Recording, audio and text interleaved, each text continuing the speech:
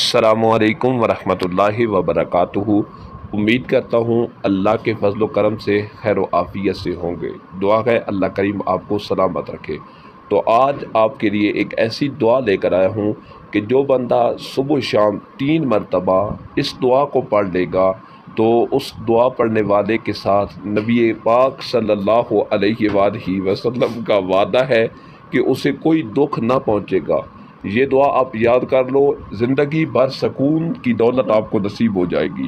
بہت زیادہ فضیلت والی دعا ہے، احادیث مبارکہ میں اس کی بہت زیادہ فضیلت آئی ہے۔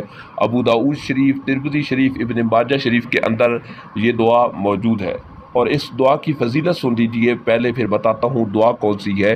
حضرت عثمان بن عفان رضی اللہ تعالیٰ عنہ روایت کرتے ہیں، حضور رحمت عالم صلی اللہ علیہ وآلہ وسلم نے فرمایا، جو بندہ صبح تین بار اور شام کے وقت 3 بار اس دعا کو پڑھ لے گا، اسے دنیا کا کوئی دکھ، کوئی تکلیفت، کوئی مصیبت، کوئی پریشانی اس کے قریب نہیں آئے گی۔ تو اگر آپ بھی چاہتے ہیں کہ آپ کے نزدیک کوئی دکھ، کوئی تکلیف، کوئی مصیبت نہ پہنچے، آپ کی ساری زندگی خوشیوں خوشحالیوں میں گزرے، تو اس دعا کو ضرور پڑھ لیجئے۔ وہ دعا کیا ہے میں آپ کے سامنے پڑھ دیتا ہوں، آپ نے اسے یاد کر لینا ہے۔ بسم اللہ الذی لا یضر مع اسمہ شیء فی الارض ولا فی السماء وہو السمیع العلیم۔ محترم ناظرین، یہ دعا ہے، اسے آپ نے صبح 3 مرتبہ پڑھ لینا ہے، 3 مرتبہ شام کو پڑھ لینا ہے۔